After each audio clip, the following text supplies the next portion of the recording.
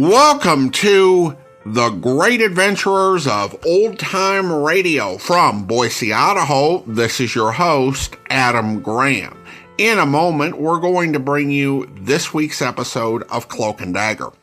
But first, I do want to encourage you, if you're enjoying the podcast, please follow us using your favorite podcast software. Today's program is brought to you in part by the financial support of our listeners. You can support the show on a one-time basis by mailing a donation to Adam Graham, P.O. Box 15913, that's P.O. Box 15913, Boise, Idaho 83715.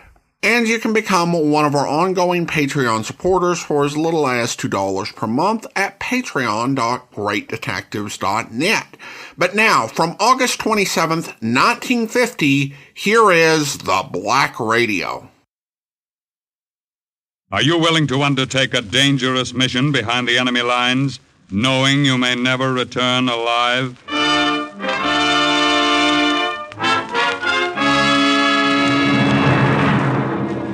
What you have just heard is the question asked during the war to agents of the OSS. Ordinary citizens who to this question answered, yes. This is Cloak and Dagger.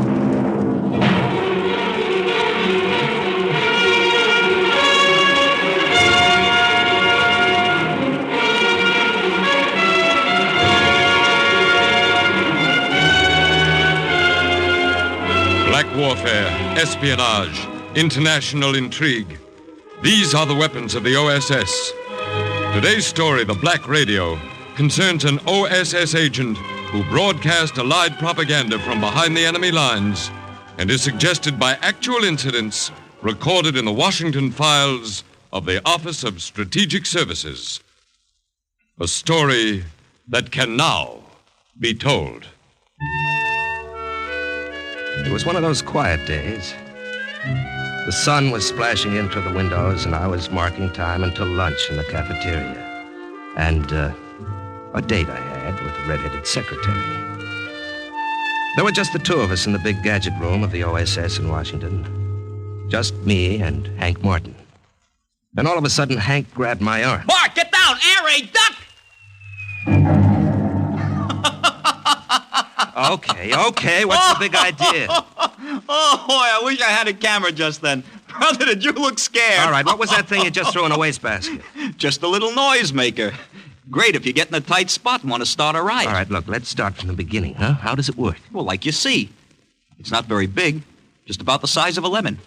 Easy to slip into your pocket. All you do is pull out the cap and throw it, and when it explodes, pow! We call it the Hedy Lamarr.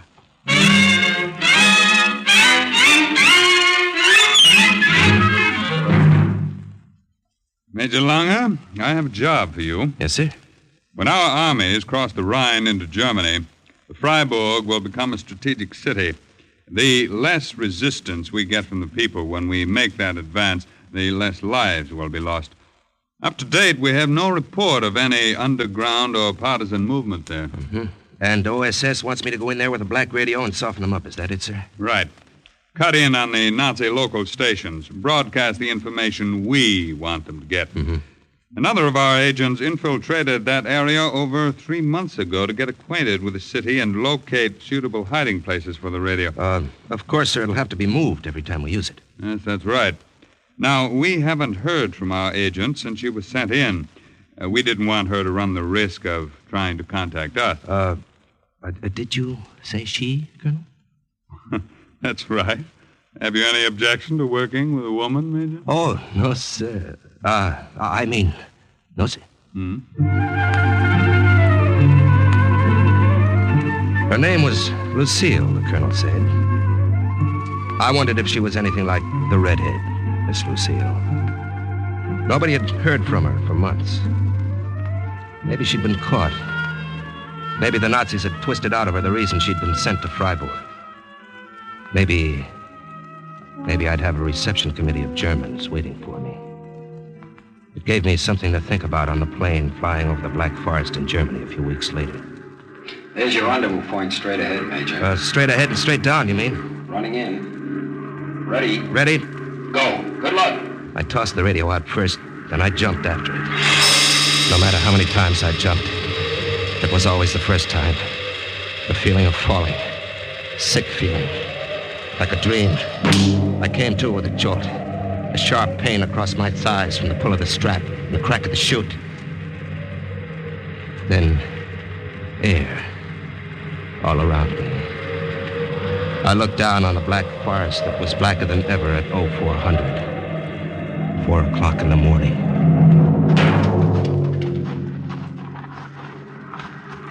There were no Germans waiting. But no Lucille either. There was nothing but a foreign country. And up above, the plane faded away. Then it was gone. And I was alone.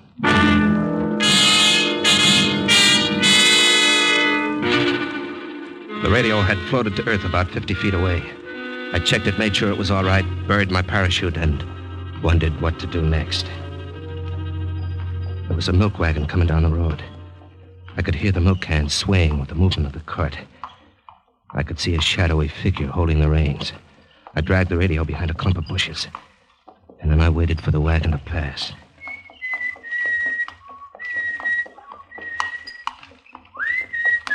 For a moment, I didn't recognize the song. And then, all of a sudden, the words wrote themselves in my head. Come away with me, Lucille, in my merry old... Lucille. Lucille. I'm sorry I was late, Major Lang. A German soldier I know stopped to talk. I couldn't break away without being impolite. Oh, just as long as you got here. Hurry, Major. Let's go. Yes. I was ever so glad to see anyone in my life. Gee. But I didn't quite expect to meet a milkmaid. What did you think I'd be like, huh? Oh, Come, Major. Well, I had no idea. No doubt you pictured a slim young thing who'd add interest to your intrigue, huh? I've been neither slim nor young for longer than I'd like to remember. Tell me, what did you do before the war, Lucille? Taught history in grade school. Mm-hmm. Now I'm helping to make it. It's a good feeling, until you consider the possibility of getting caught. Oh, we've got to make sure we don't get caught. There is always that possibility, Major. Accept it. And it's much easier to take it if it comes.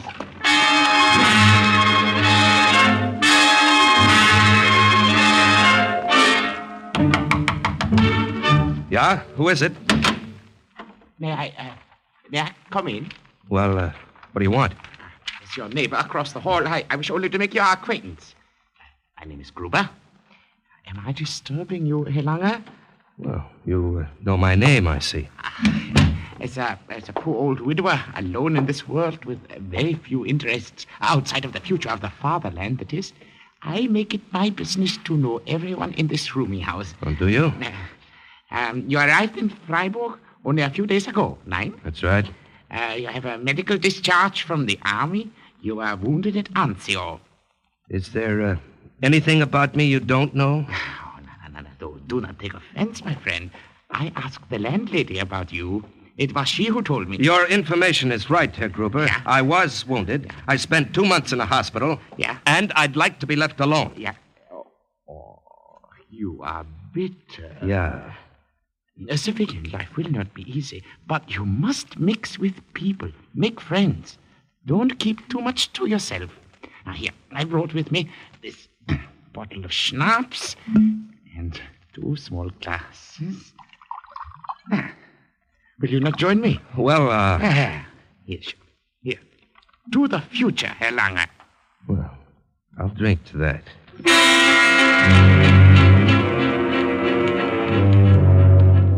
There was something about the old windbag who rented the room next door to me on the 3rd floor that I didn't like. I couldn't put my finger on it. Maybe it was the way his eyes, like patent leather buttons, kept darting around the room. Well, good schnapps, Nein, Herr Lange? Yeah, very good. Not like we used to get before the war. Of course, I'm not complaining. It is such a little sacrifice to make for the right. Yes, of course. Yes, of course. What are you planning to do here in Freiburg, Herr Lange? Well, I have my craft card as a union motion picture projectionist. Yeah. I worked in a film house in Berlin before the war and was hoping to find a position here. You had no success yet? No, not yet. The motion picture house, a block from the mining university. Have you tried there? Why, no, I haven't. Oh, do try it. Tell the manager, Herr Schmidt, that you are a friend of mine. He's always complaining to me about being short of help. But that also is just a little sacrifice to make for the Reich, of course. Yes, of course. Doctor, I'll go there tomorrow. Oh, tell me, what is your business, Kroeger? I am a clerk. A clerk? Yeah, in the administration building of Gestapo headquarters. More schnapps? Yeah, more schnapps.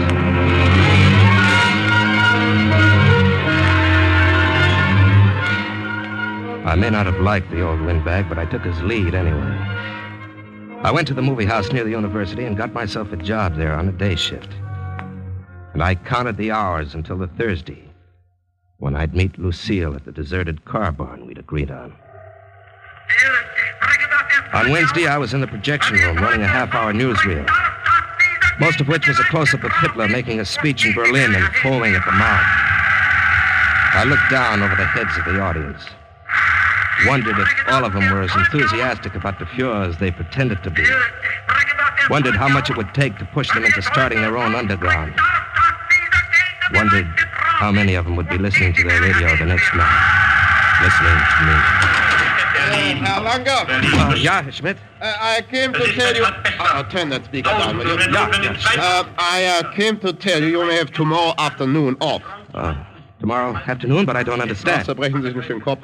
I will want you tomorrow night instead. Oh, but tomorrow night is impossible. I mean... Longer, you have a good job here. If I ask you to take the night shift this once, I see no need for argument. Oh, but, you see... Is what you have to do that important that it cannot be postponed? 9. Schmidt, not so important. I'll be here. The next night at 20 minutes past 10, the feature film went off. I set the machine. The newsreel would run by itself for half an hour. No more. It didn't give me much time before the reel would run out. Just a half hour to get to the car barn, broadcast, and get back. Well, that's it, Lucille. 730 kilocycles, but I can't seem to get reception. They are signing off. This is Reichsstation KLD signing off. Until tomorrow morning, Heil Hitler. Well, here we go. Keep your fingers crossed. Don't turn off your radios, people of Freiburg. This is for you. I am your voice of freedom, bringing you news as it actually exists, not as the propaganda ministry would like you to believe. Mark, that's good. Wonderful. It wasn't 50 sons of Freiburg who died at the Anzio beachhead, but 500. You mothers, wives, sweethearts who have not heard from your men. You think the mails are slow? Is that why you haven't received letters? Your men will never write again. They were killed at Anzio. Women, they are taking your men away. What do you have for compensation? You have no food. You're cold.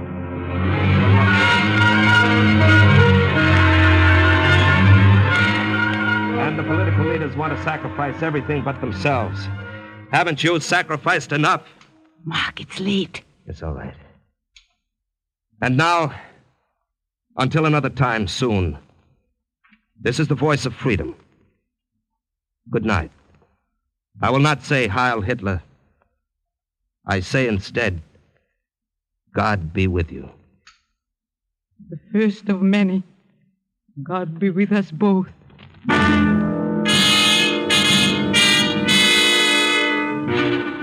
We dismantled the radio. I lifted it into the back of the milk wagon, ran as fast as I could back to the theater, and slid in through the side door. And then I heard it. Hey, Langer, where were you? Oh, Herr Schmidt? Well, What business had you to leave the projection room during the newsreel of the Fuhrer? I only hope the authorities do not hear of this. Our leader cut off in the middle of his speech. Where were you? Where was I? I was in the washroom. I was just going up to see if you had fallen asleep. Let's go fix the machine quickly. When When did this happen? Happened just a minute ago, natürlich. It's a wonder you couldn't hear all the disturbance from the washroom. Also, mach schnell, los. Yeah. I ran up the stairs to the projection room. God must have been with me that first night. If the machine had broken down 5 minutes earlier, Schmidt would have known I'd left the theater.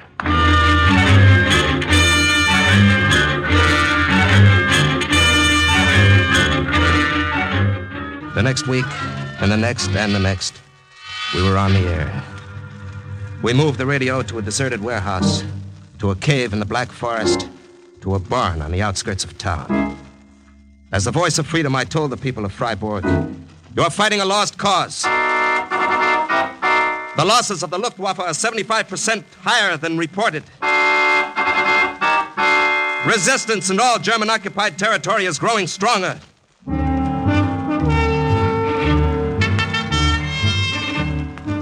People in the city looked the same, were as respectful as ever to the Nazi soldiers that walked the streets. None of them showed by so much as a look or a word that they ever heard those broadcasts. And then I received my first indication. I saw you through the window of the coffee shop, Herr Lange. May I join you at your table? If you'd like. Oh, thank you. There. So, have you been listening to your radio lately? I have no radio. Oh, if you get one, then I advise you not to listen to Reichsstation KLD. Oh, why not? Because the Gestapo will arrest anyone caught listening to the man who calls himself the Voice of Freedom. Oh, what does he talk about, this Voice of Freedom? Oh, it's nonsense, of course. Allied propaganda nonsense. You sure you have never heard him? I told you, Herr Gruber, I have no radio. Oh, but of course. I forgot.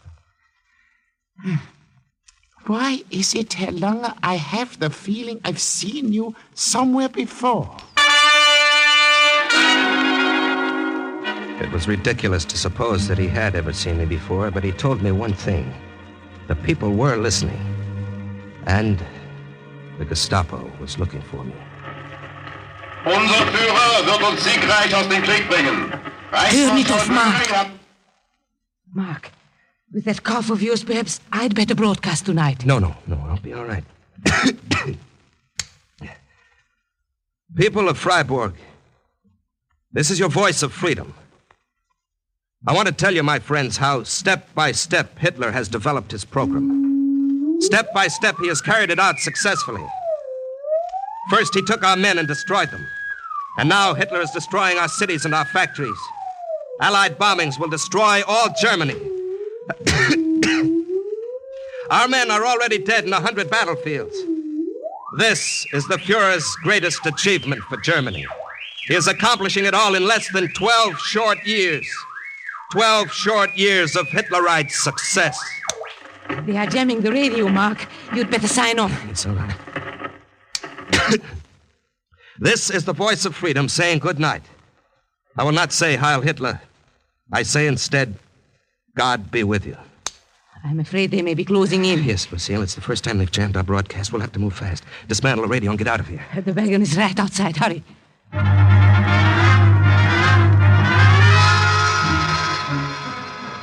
Less than 5 minutes later, we'd left the basement of the schoolhouse near the cathedral. It was quiet in the streets. Too quiet. As if the city were holding its breath. Waiting for something to happen. Good night. Until Friday. You know the place. Yes, let me take the radio tonight. Oh, walk back to your room with it under your arm. What foolishness. Yes, but Lucille, you always take the risk of being caught with it. I have the milk wagon to hide it. And the barn to bury it. We'd better not stand here any longer. Good night again. And take care of that cough.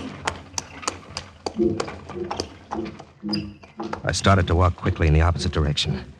If German triangulation had found the general location of the radio, the neighborhood would be swarming with Gestapo any minute. The headlights of the official car came out of nowhere around a corner and blinded me. Halt! Stay where you are! Halt! Halt! I started to run. Halt! Halt! I ducked into a doorway, up the stairs to the roof, across the roof, down some stairs again, back into the street. Somehow, I'd shaken them. I was free of them. I had to find somewhere to go, somewhere to hide. The movie house where I worked was close by. I went in through the side door. Hunched down in a seat, anonymous in the darkness. I was one of hundreds of people watching the travel. And then something happened to the film and the soundtrack went sour. Lights, brother, lights! You people listen to me. There will be no more film tonight, not until we check the identification of every man in this theater. One by one, cut!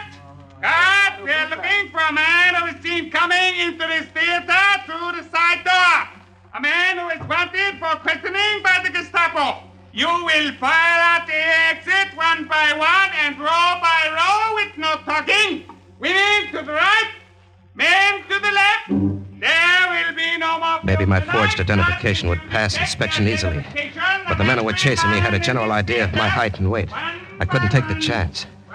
I put my hand in my pocket and pulled out a round disc about the size of a lemon. The noisemaker OSS called the Hedy Lamar. I yanked out the cap and threw it.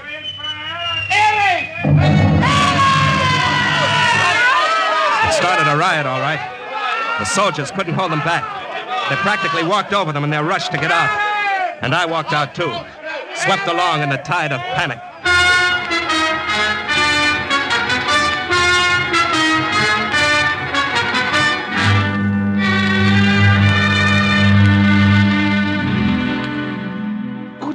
Herr Lange. You're Gruber. Just on your way to work, I see. I will walk with you partway. Well, if you'd like. Tonight, when you get home from your work, listen to your radio. I told you I have no radio. Oh, yeah, I do keep forgetting. You're welcome to listen to mine, then. There's to be an important announcement at 7 o'clock. Announcement? About what? I learned about it this morning at the administration building where I work. Yes? There's to be a hanging in the square at noon tomorrow. An allied spy who was caught with a radio. What did you say? A woman, a spy. She was picked up last night, driving a milk wagon. Can you imagine such a... Look, are you ill, Herr Lange? I haven't been well. Cold. They haven't caught the man yet. The one who calls himself the voice of freedom. But I have no doubt they will soon. They're offering a large reward. Are they? It's a very bad cold, Herr Lange. Tonight, when you return from work, remind me to give you some of my cough medicine. It's very... Oh, I turn off here. Be the same.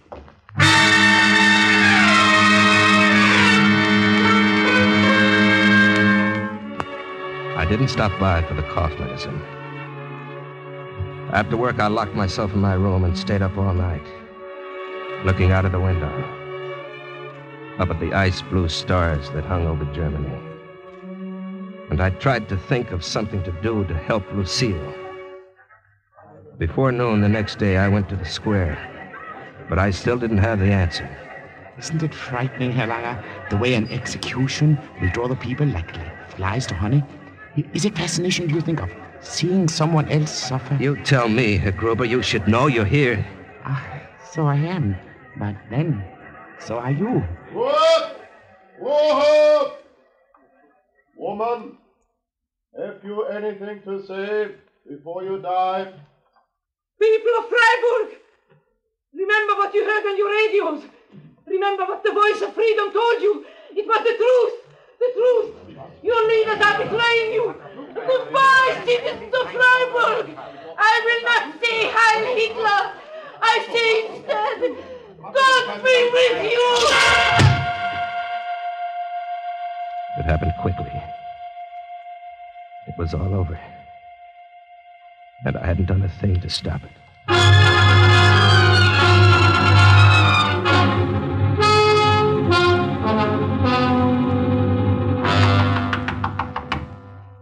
Yes, who is it? Only I, Herr Gruber. Go away, will you, please? Go away, I don't want to talk to anyone. Upset, are you, my friend, about the hanging this afternoon? No. No, I just don't feel well. Now, don't torment yourself this way. There was nothing you could do to prevent it. She did not expect it.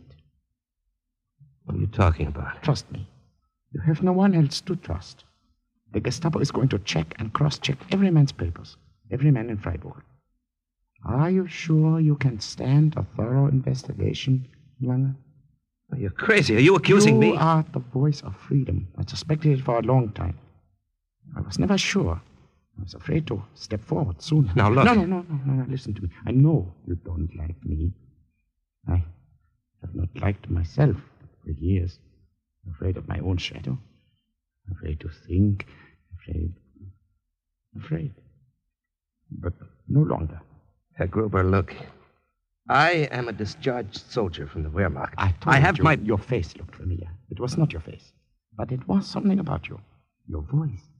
I thought I recognized it. And then I started to think. I, who had been afraid to think for years. You came to Freiburg about the same time the broadcast began. You were too ignorant of what was going on. And then, yesterday, you coughed, as he had.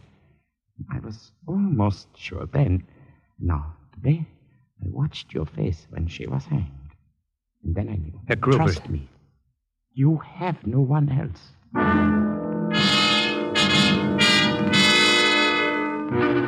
He was right. I had no one else.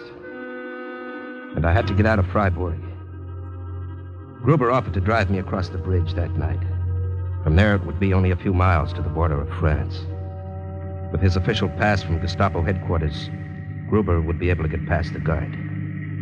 I got into the trunk of the car. It was open just enough to let me breathe. I still didn't know whether to trust him. There was a pretty big price on my head. The car slowed down when we reached the bridge. Let me see your identification. Oh, there you are. Mm-hmm. What is your business outside of Freiburg? Official business for the administration. Fair.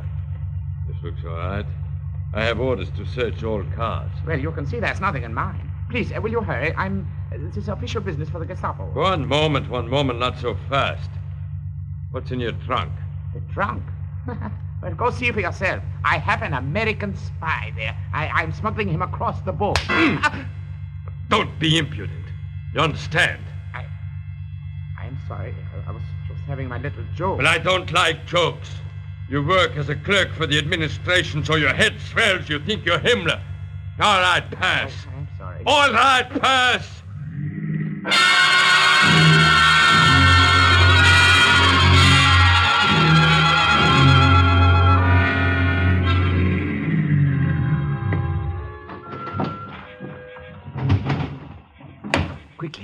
Quickly, get out here. I want to apologize for the things I thought when you told the guard what you did. It was the only thing I could think of at the moment that would prevent him from searching the trunk. Well, goodbye. Yes. And thank you, my friend. No, wait. Look, don't feel the woman died for nothing. She did not. You and she have given us the courage to look at ourselves in the mirror. We will continue to talk in whispers, yeah, but after you have gone, there will be many of us who will no longer think in whispers. Yes, well, you go. Goodbye. Wiedersehen.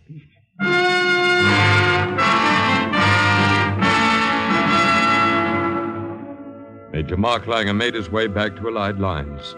And when Freiburg was taken over some months later, it offered little resistance, thanks to the strong underground that had been encouraged by the Black Radio. And thus, once again, the report of another OSS agent closes with the words, "Mission accomplished." Listen again next week for another true adventure from the files of the OSS on Cloak and Dagger.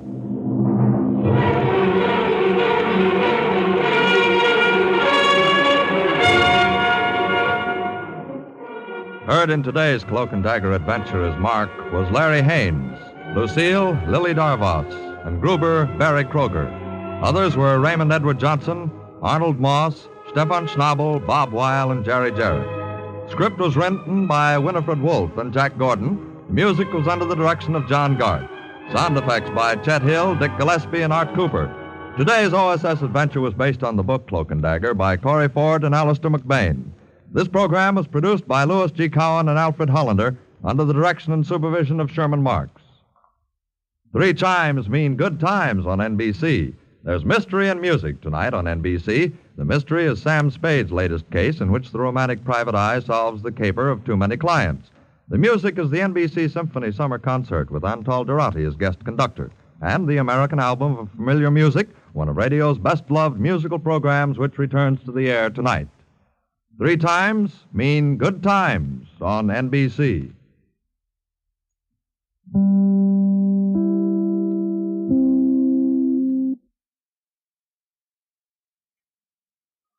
Welcome back. The first 3/4 of this episode is a really great World War II espionage story.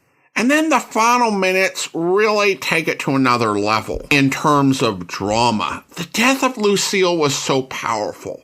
Courageous defiance in the face of death. I will not say Heil Hitler. I say God be with you. And Gruber goes on this whole journey as a person in some very subtle ways that Mark misses or misinterprets until the end, and really brings home what their effort has meant and accomplished. It's a story about what courage means and how it affects and inspires others, and how sometimes you don't think you're getting through to people, but you don't know what's going on the inside. And this is such a very different performance for Barry Kroeger in this series, who more often than not, it plays Nazi officers and heavies. This is just a beautifully nuanced performance and gives us an idea of his range. And Gruber has this line when he is talking to Mark at the end, that we may talk in whispers, but we will no longer think in whispers. And this is such a powerful point that's worth really highlighting, that the fascist regimes during World War II and later the communist regimes in the Cold War thrived on keeping people in fear, and that's certainly true of many regimes today. And it wasn't just fear of speaking up, but being so afraid that you shut off your brain to what's going on. And it's just such great insight. Now, in terms of lighter notes, I did chuckle at Gruber's bluff to get past the guard by telling the truth. I mean, it was hilarious, but it was also really tense.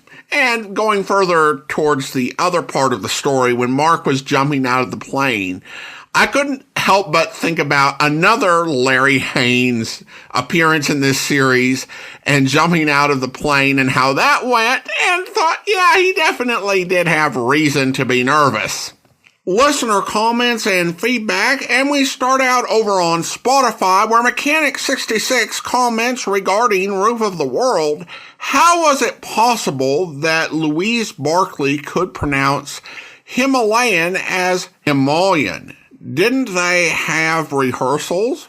I'd assume so. I would just assume it was a technical goof on someone's part.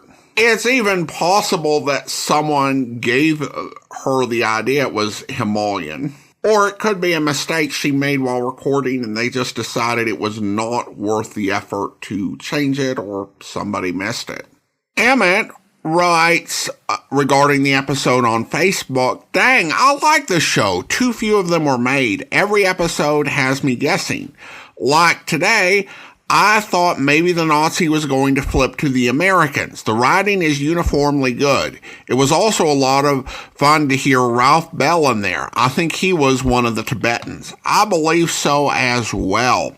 And this has been just a really great series that didn't receive the attention it deserved at the time and has been a bit more obscure. And so we're really glad to be able to highlight this. And then, a comment from Saysoff regarding the episode, a recommendation from Rommel. It wasn't just Ralph Bell who played against his usual type in this episode. This is the first time that I've heard Jan Miner play a role that required her to speak in a foreign accent. And then have a comment from Ann DC 8934. Very enjoyable, entertaining, exciting, but not too nail-biting. Just right. Well, thanks so much. I'm glad you enjoyed it. Well, now it is time to thank our Patreon supporter of the day. And I want to thank Bruce, Patreon supporter since March of 2024, currently supporting the podcast at the secret agent level of $4 or more per month. Thanks so much for your support, Bruce. And that will do it for today. If you're enjoying the podcast, please follow us using your favorite podcast software. And if you're enjoying the podcast on YouTube, be sure to like the video, subscribe to the channel, and mark the notification bell. All those great things that help YouTube channels to grow. If you're listening to the Great Detectives of Old Time Radio, the podcast returns tomorrow with our Sunday Encore, and then returns to a normal lineup on Monday with Danger with Granger. The Great Adventurers of Old Time Radio returns on Tuesday with the final episode of Buck Rogers. In the meantime, do send your comments to box13@greatdetectives.net. But from Boise, Idaho, this is your host, Adam Graham, signing off.